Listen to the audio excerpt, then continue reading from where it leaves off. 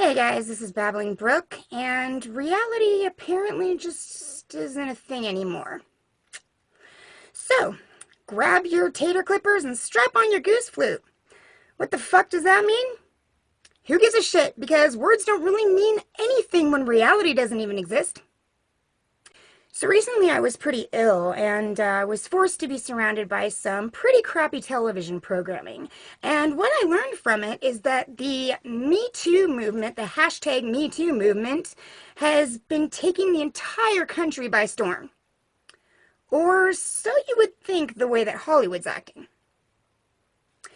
Is it just me, or are the guys who do all the bullshit virtue signaling generally the predators?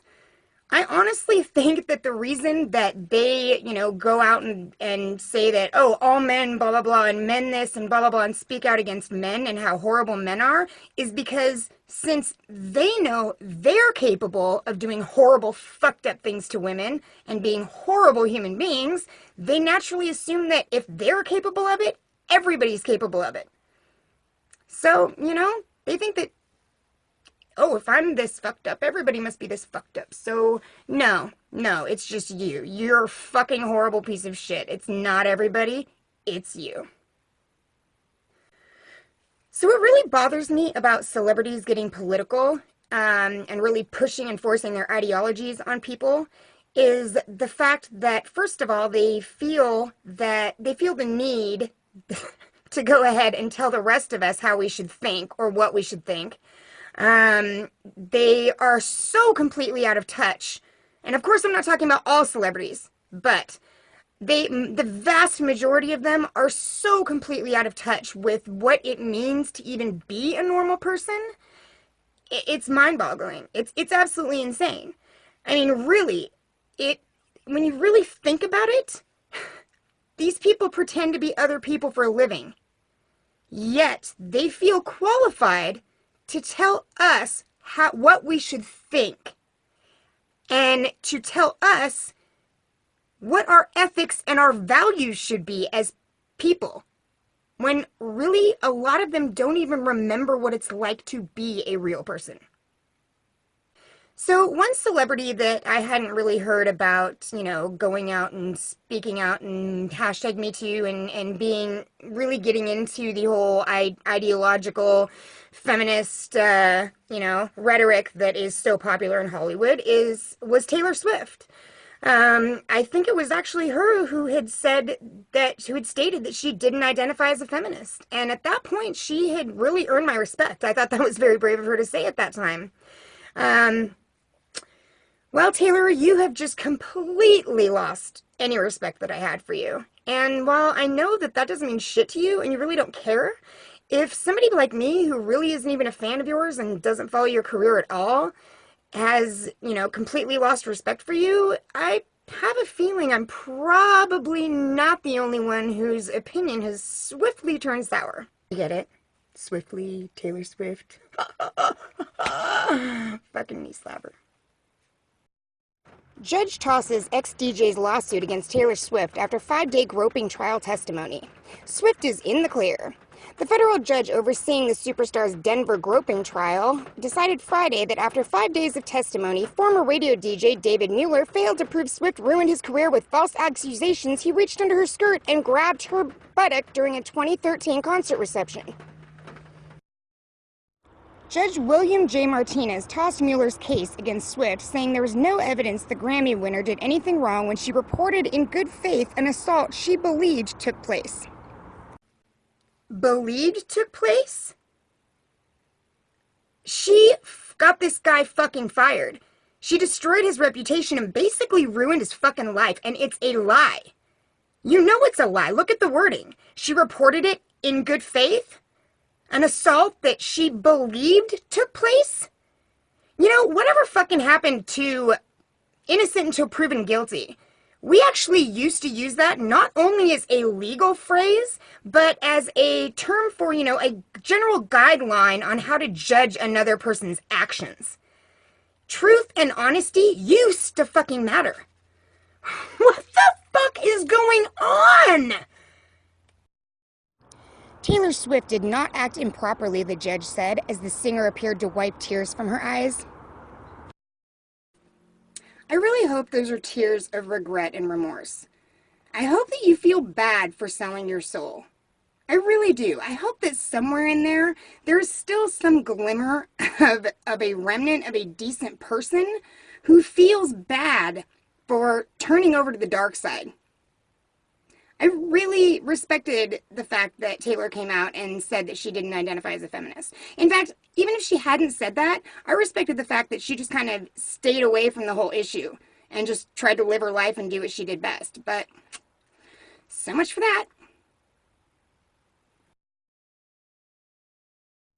So look at this picture where he is supposedly groping her with his fucking girlfriend there. Right? Look at her fucking face. I'm sorry, that is not the face of someone who is currently being sexually assaulted. You are so full of shit, Taylor, and someone needs to swiftly smack some fucking sense into you. I actually watched Tucker Carlson interview this poor guy, and Taylor did not say shit about him grabbing her ass until someone showed her the picture and pointed out what it looked like. I'll actually link Tucker's interview in the description because you guys really need to watch it. I mean, this is just bullshit. So I had hoped that Taylor Swift might turn out to be a real person, but sadly, my friends, she has chosen to dive headfirst into the cesspool of fucktards that currently makes up so much of Hollywood.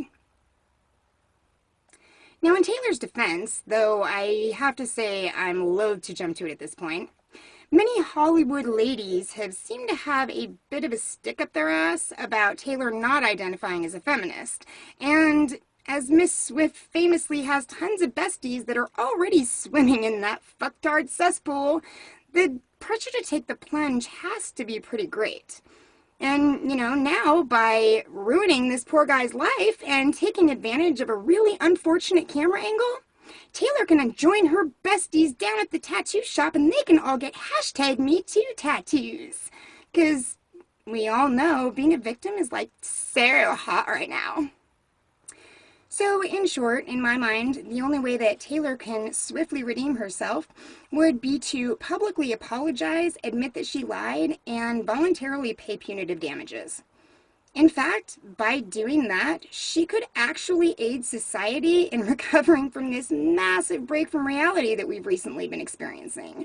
She could become a real-life hero and do something good for the world. Something that actually matters. And, I really think that people would swiftly change their opinion of her. So, sadly, guys, another one bites the dust. Hopefully, she will do the right thing.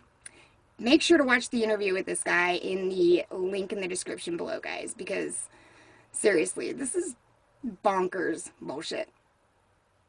So really quickly on a personal note, I wanted to make something really clear.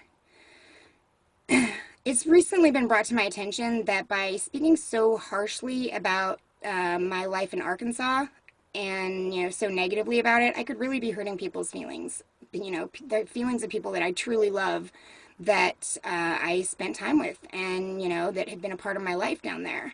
And I really want to make it clear that though Babbling Brook is, is me, she's me with a shitload of hyperbole.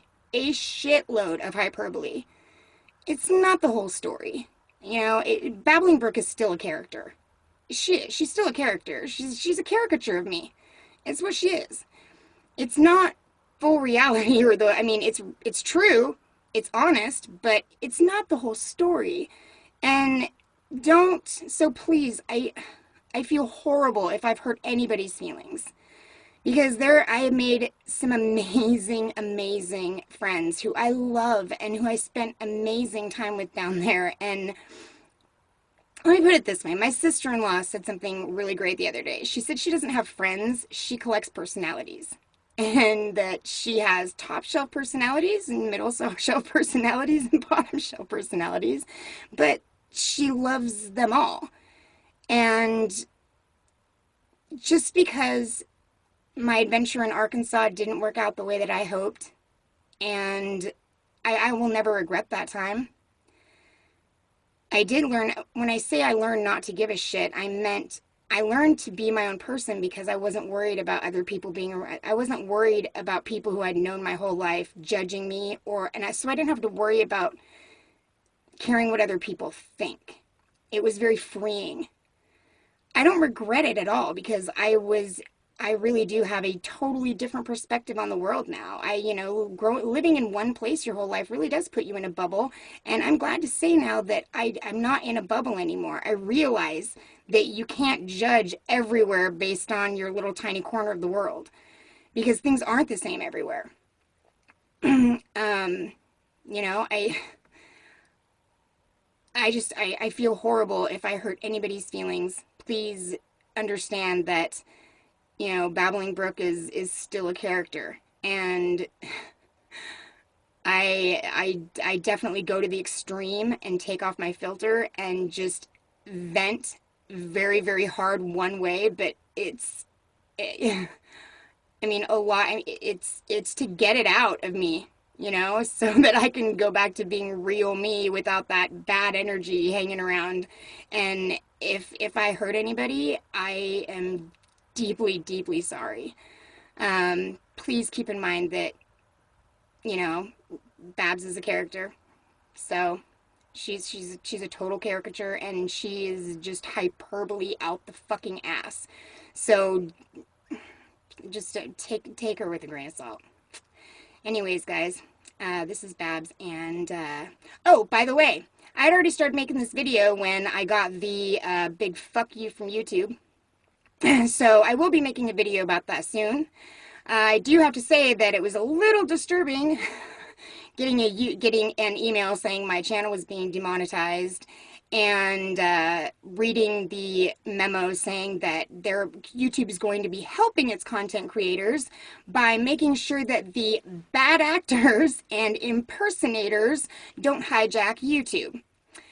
You guys think I have to worry about that? Am I a bad actor or an impersonator? Unfortunately, I'm pretty sure I'm both of those things.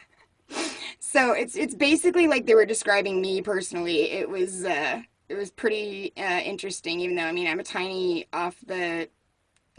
totally off the grid channel. It literally was like they were exactly describing what I do. I'm a bad actor. I'm a totally fucking bad actor. And I impersonate people to make fun of them, give them shit, and lighten up about stuff, and laugh about the stupid shit that goes on in the world. So yeah, they're basically saying, we want to get rid of you. So anyways, we'll see how this plays out. I mean, I don't make any money off my channel. I don't monetize most of my videos anyways. It doesn't matter. But it's fucking wrong. Completely wrong. And I'll go into that later, but yeah, it's really fucked up. And I mean, this is just kind of like I don't even think it's the beginning of the end. We already passed the beginning. This is just kind of the middle of the end. And I'll also put in the link in the description below. I'll put a link of Steven Crowder's video of YouTube Christmas Carol, because, dude, this is just fucking priceless. This is exactly, it fits so well. Steven Crowder called it, guys. And this is totally what's happening, and it's a really funny parody with a really, really funny cameos from some of your favorite YouTubers. So if you haven't seen it, check it out. I'll put a link in the description below, and I will see y'all soon. Love you guys.